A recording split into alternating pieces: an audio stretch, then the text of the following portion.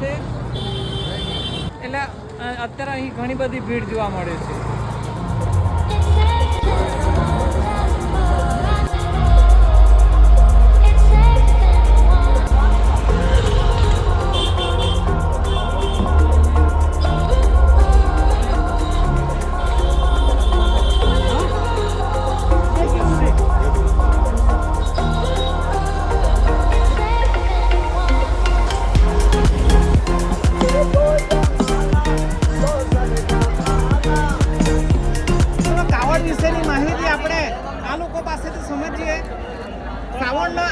આજે શ્રાવણનો ચોથા દિવસ, હરિદ્વારના શ્રાવણનો ચોથો દિવસ, અને તેની અંદર આટલું બધું જે કાવડની યાત્રા યોજાઈ રહેલી છે એની અંદરનું આપણે મહત્વ સમજીએ. जी बोले हम खिंदौड़ा से आए हैं और हम 12 तारीख को आए थे. 13 तारीख को हमने लीलकंठ की चढ़ाई करी और 14 तारीख को मनसा देवी की चढ़ाई करने के बाद बोले हमने कावड़ खरीद कर हर की पैड़ी पर लाए और कावड़ को नुहाने के बाद जल उठाएंगे. अब बोले हमें 23 तारीख में 180 किलोमीटर तक की यात्रा संपन्न करनी है और वहाँ पर जाकर शिवलिंग पर जल अभिषेक करना है. और बोले हमारे इन दो भोलों ने कावड़ उठाई है. ये दो भोले ने कविंदर भोला और वरुण भोला. मेरा नाम है हिमांशु भोला. और बोले इस भोले ने 41 लीटर जल उठाया है. 41 लीटर इस भोले कावड़ दे रखे हर हर गंगे. बोल शंकर भगवान की जय.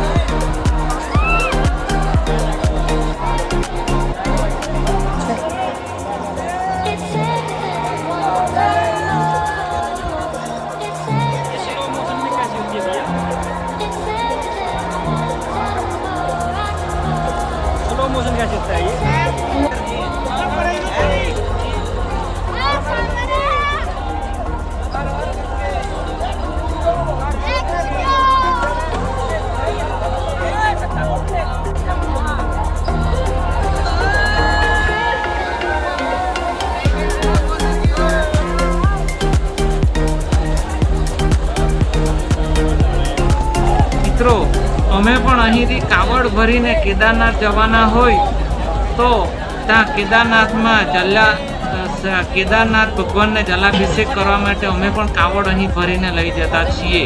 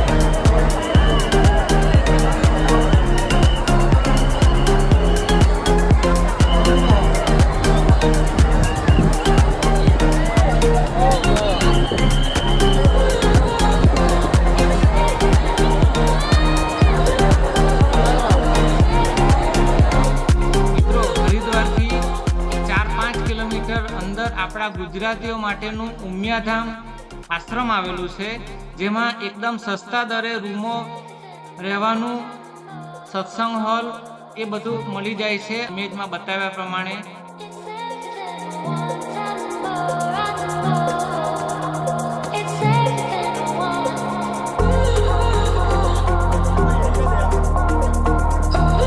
મિત્રો, અમારી સાથે 130 યાત્રિકો ભક્તો આવેલા, એમાંથી 3 બસ 40 પ્રમાણે બદ્રીનાથ ગયા. અમે 6 જણા કેદારનાથ જતા છે ઇનોવામાં.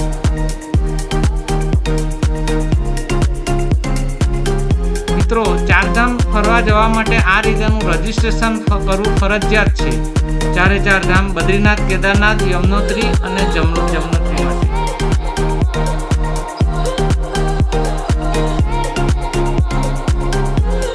જોઈ શકો છો આજનું વાતાવરણ એકદમ તાપ અને એકદમ સ્વચ્છ ચોખ્ખું.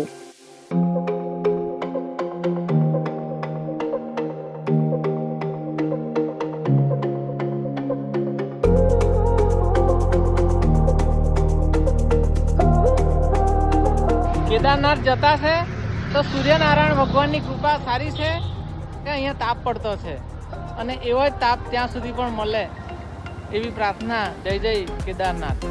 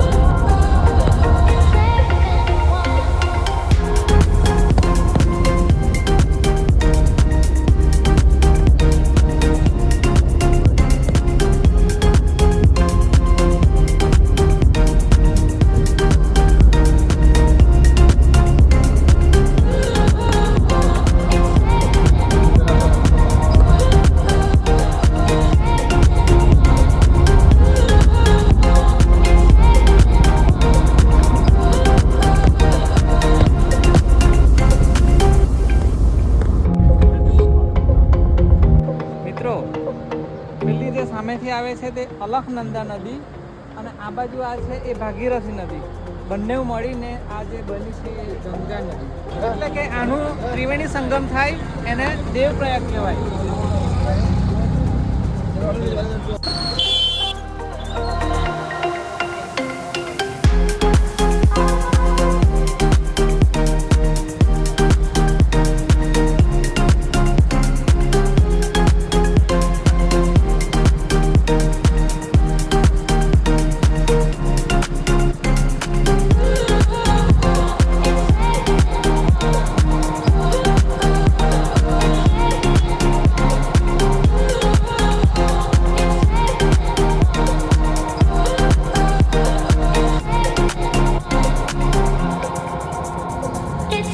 સામે મંદિર દેખાય છે એ ધારી દેવી કે જે 4 ધામની રક્ષા કરનારી ધારી માતા કે જે 2013માં જે બાઢ આવી હતી એ આમના પ્રશાસન દ્વારા આ જે ડેમ બનાવવામાં આવ્યો હતો એનાથી આ ધારી દેવીને કિનારા પર ખસેડેલી એના દ્વારા જે પ્રકોપ થઈને બાઢ આવી હતી કેદારનાથમાં.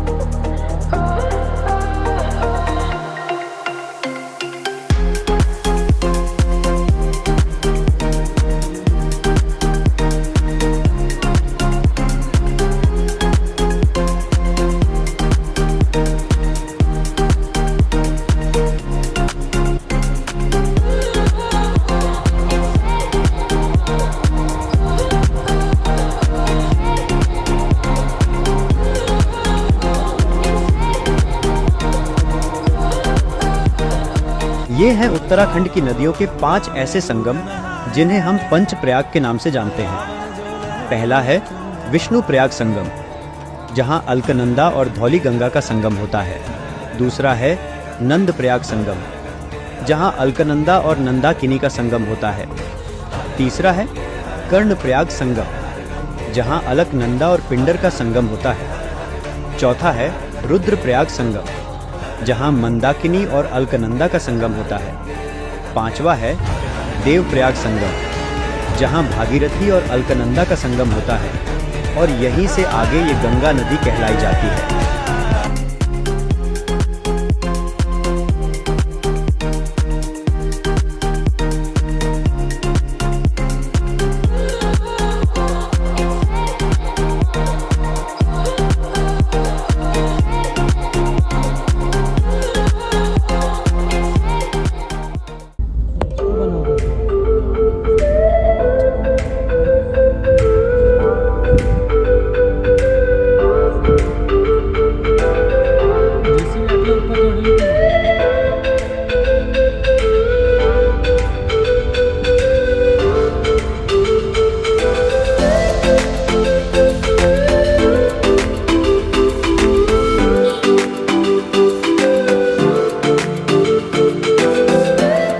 કાશી આવી ગયા છે અને અહીંથી આ કાશી વિશ્વનાથના મંદિરમાં दोस्तों यहाँ पे काशी विश्वनाथ भगवान है। यहाँ से ओमकारेश्वर मंदिर है। यहाँ से केदारनाथ की डोली आती है और यहाँ पे रुकती है और 6 महीने के लिए केदारनाथ ले जाती है, यहाँ पे आपको पूरा दिखाऊंगा।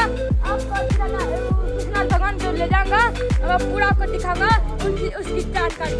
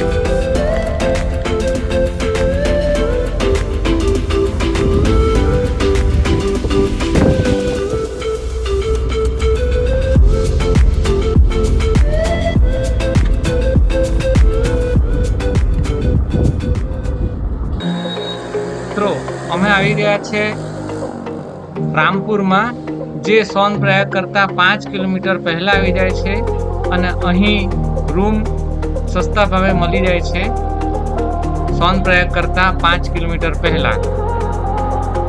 મિત્રો હેલિકોપ્ટરની સેવા બંધ હતી, પણ અમને આ જોવા મળ્યું હેલિકોપ્ટર.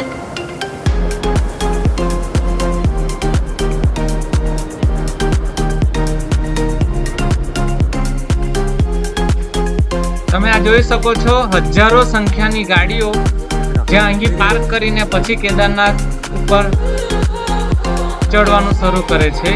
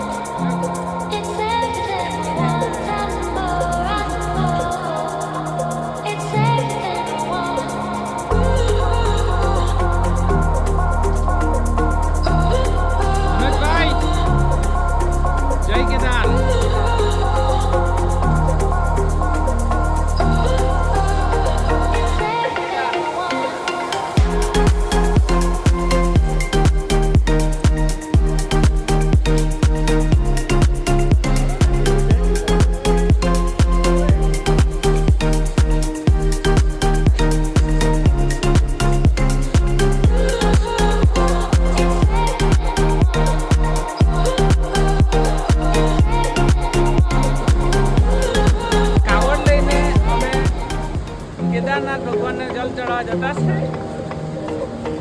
કેદારનાથના દર્શને જતા છે. આગળ જઈને તમને બીજું અપડેટ આપીએ અને કેદારનાથના દર્શન કરાવીએ.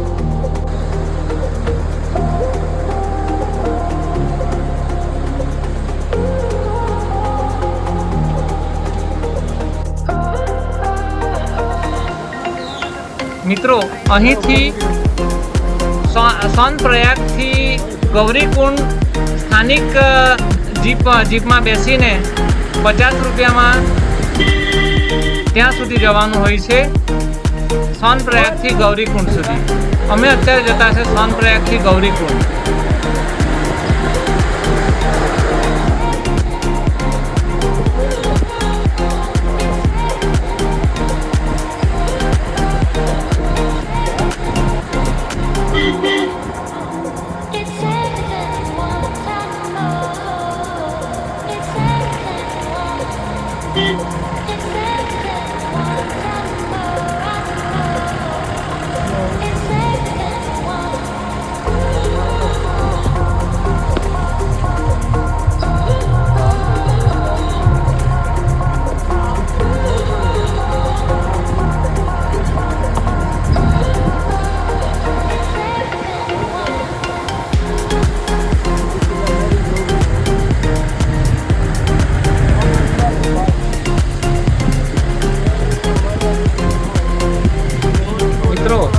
થોડા દિવસ પહેલા અહીં ઘણી બધી મોટી લેન્ડસ્લાઇડ થઈ હતી. તે આ જગ્યા જોઈ શકો છો તમે.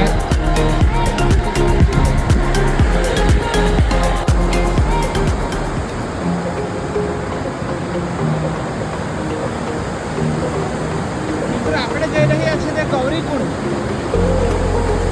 કેદારનાથની શરૂઆત ગૌરીકુંડથી આપણે જવાનું ચાલુ કરીએ છીએ. ગૌરીકુંડ અહીં ગરમ પાણીના ઝરા છે તે આપણે જોઈએ. પાણી છે એકદમ ઠંડુ અને આ બાજુ એકદમ પાણી ગરમ. ગૌરીકુંડ, મંદાકિની નદી અને બીજી બાજુ ગરમ કુંડના ઝરા, જેમાં 51 સેલ્સિયસ જેટલું ગરમ પાણી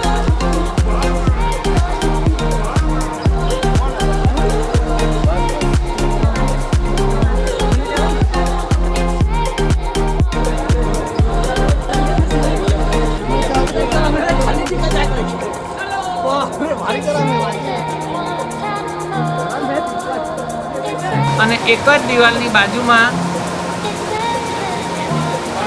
એકદમ બરફ જેવું ઠંડુ પાણી.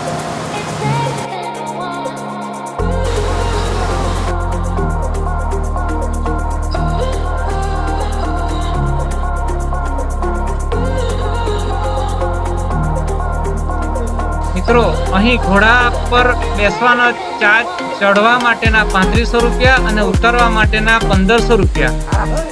હવે હું ઘોડા પર બેસી ગયો એટલે થોડું અપડેટ, મોબાઈલ ચાલશે નહીં, બંને હાથમાં પકડવાનું. તે છતાં પણ જેટલું શક્ય તેટલું બતાવવાની કોશિશ કરીશ.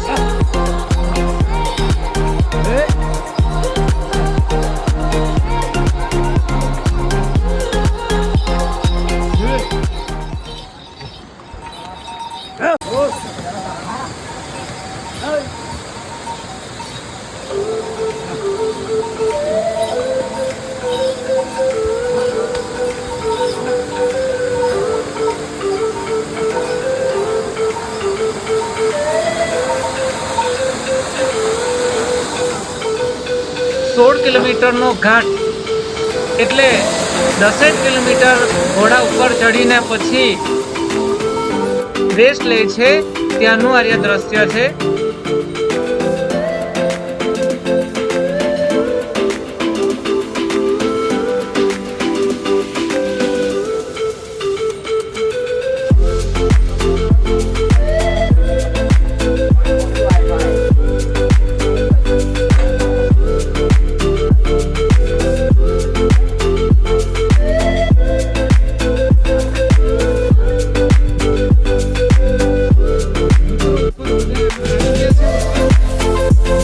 હજુ આપણે 10 કિલોમીટર ઉપર આવ્યા છે.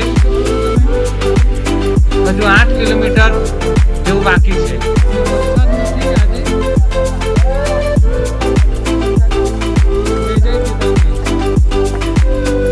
મિત્રો હવે કેદારનાથ આવી ગયા. 1 કિલોમીટર બાકી રહ્યું છે અને આર્યા હવે અહીંનો નજારો જોઈ લો. આર્યા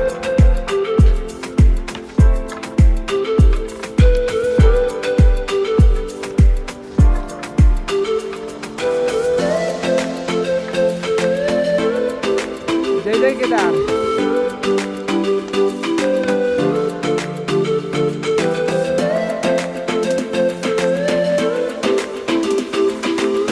મિત્રો રહેવા માટે ટેન્ટ જ છે, જ્યાં જુઓ ત્યાં ટેન્ટ.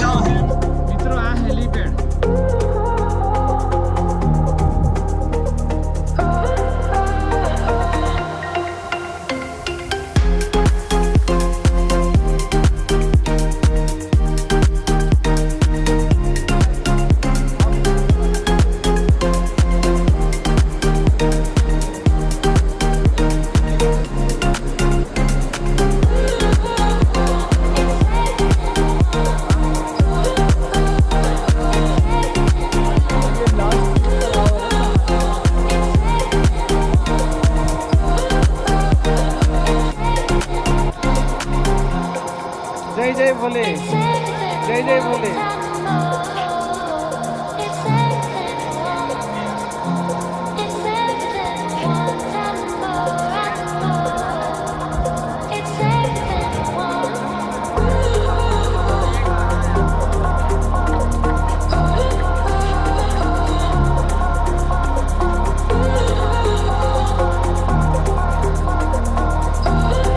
તાપમાન એકદમ -डिग्री આવી ગયું છે.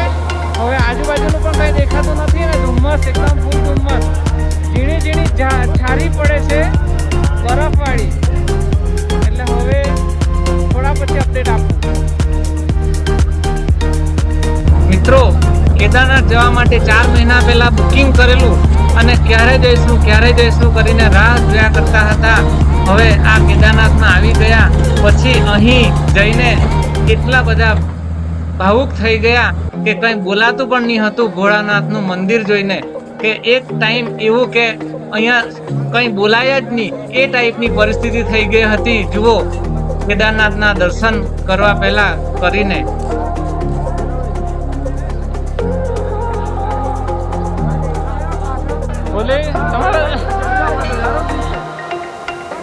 તમારા દર્શન આટલા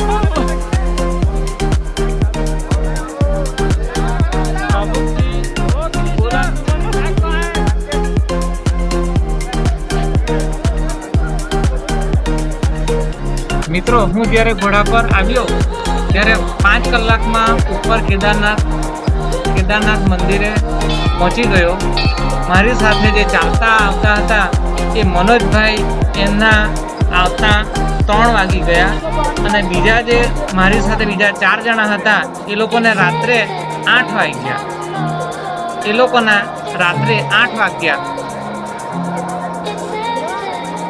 એટલે હું ઉપર એકલો બધાના સાથે વિડીયો કોન્ફરન્સમાં વાત કરી, બધાને મંદિરના દર્શન કરાવ્યા. જય કેદારનાથ.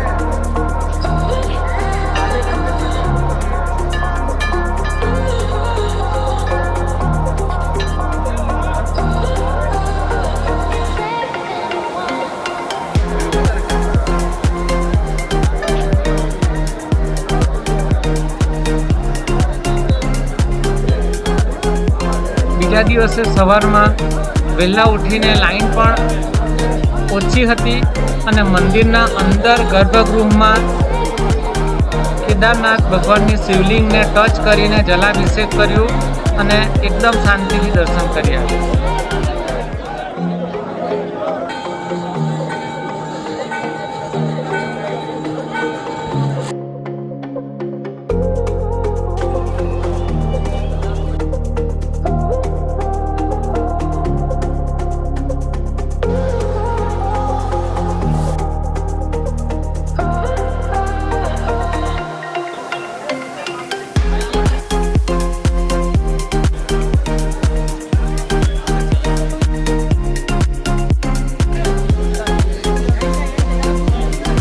મંદિરની પાછળ આ મોટી ભીમશિલા તમે જોઈ શકો છો, એમના દર્શન કર્યા.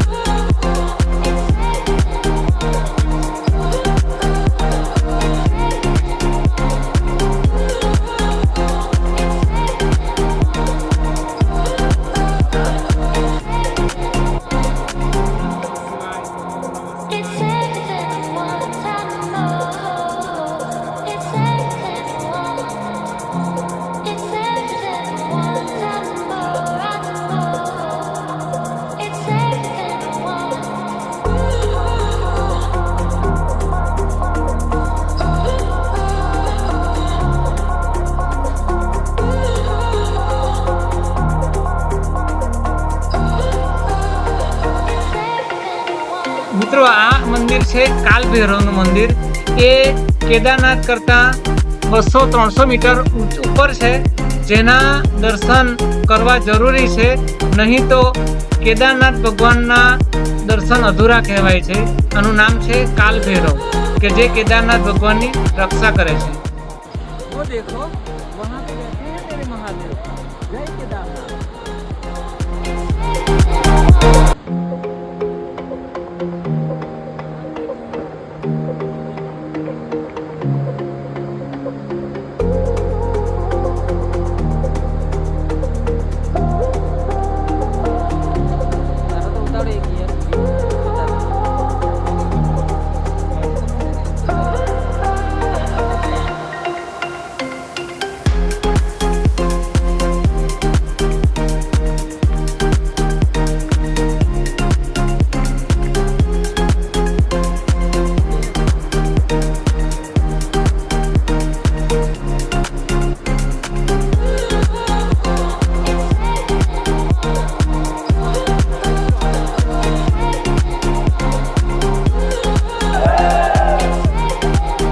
હવે સાંજની આરતીનો ટાઈમ થઈ ગયો છે અને એમના કમ્પાઉન્ડમાં બધા બેસીને હવે આરતીની રાહ જોઈએ.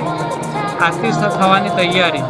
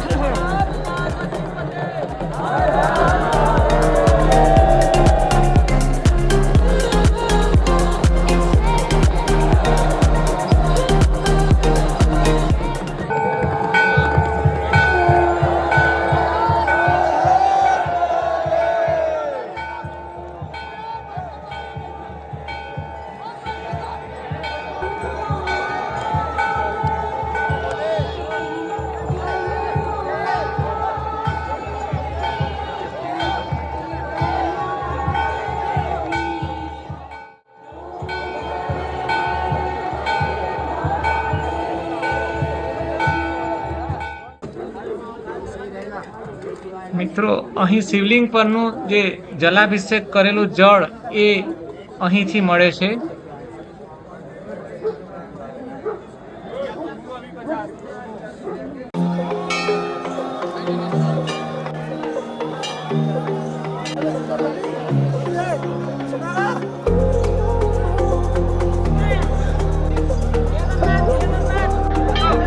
આજે બીજા દિવસના દર્શન કર્યા. એકદમ ભીડ ઓછીમાં.